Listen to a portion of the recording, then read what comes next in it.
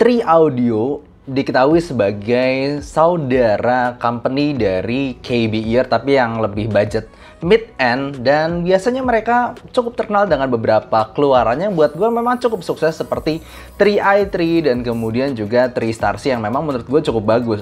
Tapi sayangnya gue belum coba Tree i3 Pro-nya. Dan kali ini gue akan review salah satu keluaran terbaru dari Tree. Jadi halo dan selamat datang di Everson Review, dan ini adalah review gue untuk Tree Meteor. Dan untuk Tree Meteor sendiri dihargain di sekitar $100. Jadi ya gue tebak di sini mungkin sekitar 1,5 jutaan. Dan dia menggunakan satu dynamic driver dan satu balancer mature. Kalau secara bentuknya sendiri sih mengingatkan gue sama Star C sebenarnya, cuman polanya ini aja yang lebih berubah. Dia warnanya lebih ke black and white dengan lambang tree-nya di sini. Dan seperti biasa gue akan bahas dari build, fit, frekuensi respons, suara, dan juga perbandingannya. Untuk build quality-nya sendiri sebenarnya biasa aja, tapi tampangnya itu memang keren buat gue. Di sini ada lambang tree-nya dan juga polanya itu swirl black and white, dan semuanya itu pakai resin. Semua housing-nya itu pakai resin, kelihatan nih. Bahkan sebenarnya kalau di terawang bisa kelihatan cukup dalamnya ini seperti apa. Dan dia menggunakan dual pin connector dan kabelnya itu warna hitam braided seperti ini. Dan juga ini gue suka karena dia itu sangat lentur dan non microphonic. Lalu ada lambang tree juga di ujungnya.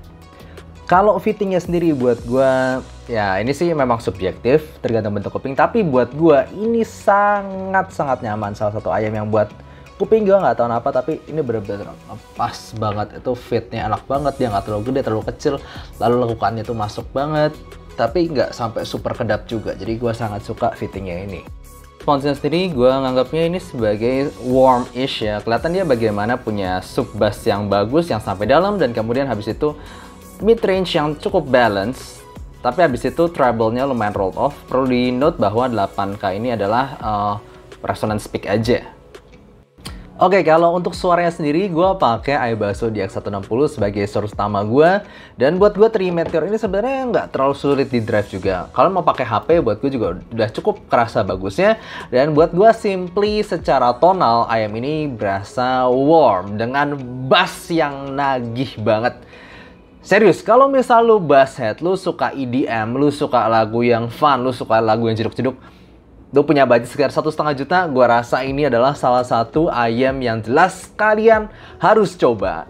Karena gini loh, gue nggak ngomong ini bassnya super besar, gue nggak ngomong ini bassnya tuh paling jadi yang ditonjolin banget dari semua frekuensinya, enggak. Tapi teksturnya, gebukannya, dalamnya, dan kontrolnya, itu simply salah satu yang terbaik yang gue pernah coba di lagu apapun di ayam ini. Di EDM, gue dengerin Griffin, lu dengerin Calvin Harris, gue dengerin lagu-lagu pokoknya pop gitu. Apapun lagunya, itu punya bass yang spesial banget. Gue ngerasa barium plated dynamic driver-nya bekerja dengan sangat baik di sini. Dia punya gebukan dalam, tapi nggak lambat. Yang gue suka itu, dia gebuk cepet dalam, dan teksturnya berasa gitu. Nggak kayak typical balancer mature yang pukulannya tuh nggak sekuat dynamic ya. Gue ngerasa nih pukulan bassnya itu benar-benar nagih dan benar-benar asik banget buat berbagai macam lagu. Dan kemudian mid range-nya adalah mid range yang juga buat gue tidak tenggelam oleh bassnya. Karena bassnya tadi tuh cepet gue, karena kalau misalnya bassnya lambat dan segede gitu mungkin agak tenggelam. Tapi untung bassnya cukup cepet, dan vokalnya ini gimana ya? Karena dia pakai balancer mature sebagai mid range to treble-nya, sementara dia bassnya itu jelas menggunakan dynamic driver. Ada sensasi misah di sini. Kalau misalnya kita ngomong coherency, yes, ini not really coherent, tapi somehow itu bisa memberikan sensasi yang kesannya spesial gitu, karena dia seolah punya subwoofer sendiri yang sangat baik, dan juga mid range-nya itu clear tapi juga smooth banget. Ini balancer mature yang tekstur vokalnya tuh sangat-sangat smooth.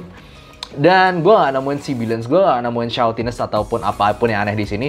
Vokal balance-nya juga bagus. Gue dengerin vokal cowok, gue dengerin vokal cewek, itu semua bisa dilahap di sini.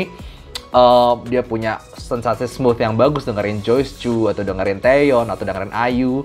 Dan juga gue dengerin Josh Groban ataupun Il Divo, gue ngerasa vokal balance-nya pun masih tetap bagus.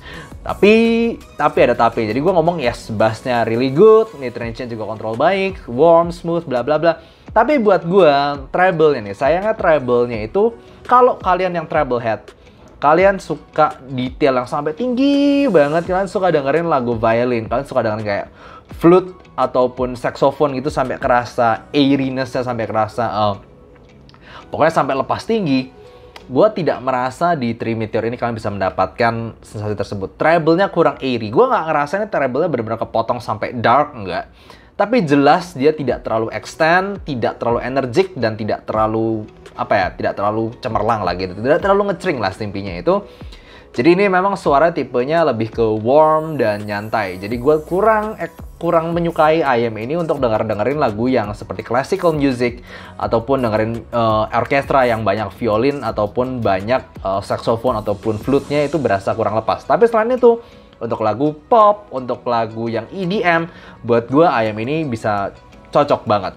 Nah, kalau kita ngomong teknikalitasnya, buat gue dia juga punya level separasi yang jelas cukup bagus, dengan juga soundstage yang lumayan 3D dan megah. Gue dengerin lagu yang gue nonton movies gitu, itu berasa megahnya tuh berasa. Stagingnya, lalu kemudian 3D-nya itu juga berasa. Cuman memang kurang dimensi height-nya aja yang karena ya treble-nya yang lumayan rolled off di bagian upper treble, jadi tidak terlalu berasa ngecering aja di bagian atasnya sendiri. Kalau ngomong perbandingan di harga sekitar 1,5 jutaan, kalian pasti udah tahu ya kemungkinan bisa dibandingin dengan ya Yuan Li, T-Force Yuan Li yang buat gue juga sangat-sangat bagus di harganya di sekitar 1,5 sampai 1,7 jutaan juga. Dan buat gue dua-duanya ini punya signature suara yang serupa. Punya bass yang deep, dalam, terkontrol dengan sangat baik, dan juga vokal yang lembut, cukup tebel, dan juga treble yang cukup nyantai. Tapi kalau buat gue pribadi, ini mereka berdua kayak punya kelebihan kelemahan masing-masing walaupun secara tonality mirip. Nah, gue bahas dulu. Secara resolusi, buat gue sedikit lebih baik di Trimeteor ini.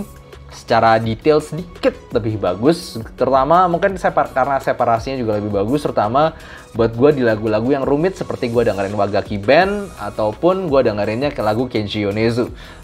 Separasi instrumennya tuh lebih berasa di sini.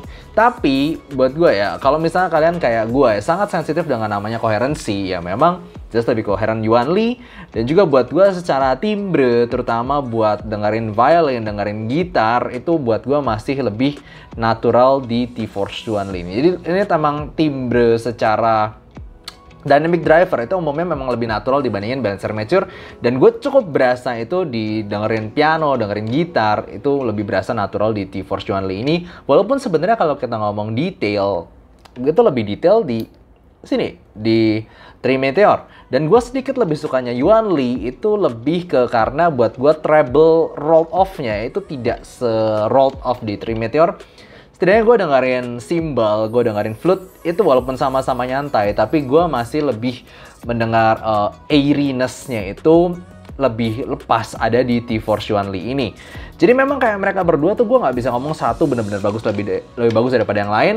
Bahkan kayaknya lebih gampang merekomendasikan Trimeteor ini karena bass-nya itu dua-duanya sama-sama punya bass yang bagus. Tapi ini lebih punya kesan karena dia kan punya crossover di mana dynamic driver-nya tuh buat sub bass dan juga mid range to treble itu pakai Balancer Mature. Lu dapetin kesan lebih ke lu seolah punya subwoofer di IAM ini yang memang megah banget dan bikin asik banget.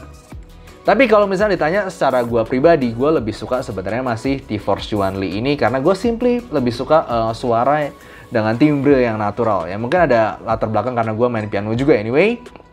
Tapi ya buat gue still ini adalah IAM yang sangat-sangat bagus. Oke, sekarang kita wrap up semuanya. Untuk pros-nya buat gue IAM ini keren, build dan fit-nya juga mantap. Gue sangat suka fittingnya sih somehow. Dan kemudian dia punya suara yang warm, nyantai. Gue yakin banget tipe suara ini gampang disenangi buat kalian yang suka pop ataupun EDM. Gampang banget disukain ini. Kalau misalnya kita ngomong kelemahan, itu mungkin belum semua orang berasa, yaitu lebih ke koherensi dan juga timbre. Tapi selain itu, buat gue, this is a really good IAM. Oh ya, sama tadi, treble-nya aja kurang airy. Tapi selain itu, buat gue, IAM ini sangat gampang direkomendasikan. Mungkin lebih daripada Starsea. Karena Starsea itu, buat gue, yes, itu lebih detail. Yes, itu lebih balance overall. Tapi itu suaranya lumayan netral dan tidak semua orang ngerasa fun untuk Starsea. Ini jelas lebih fun. Oke, jadi gue rasa gitu aja untuk review kali ini dan semoga kalian suka. Kalau ada pertanyaan silahkan komen di bawah dan see you next time. Bye-bye! Kalau kalian tertarik dengan seputar kehidupan gue yang lebih nyantai tentang audio, bisa follow Instagram gue dari description. Dan juga rank list IM gue juga gue taruh di description. Dan selanjutnya gue juga berbagi ilmu tentang audio di playlist Soundblog berikut. Dan jangan lupa untuk saksikan live gue setiap hari Jumat jam 9 malam. See you next time.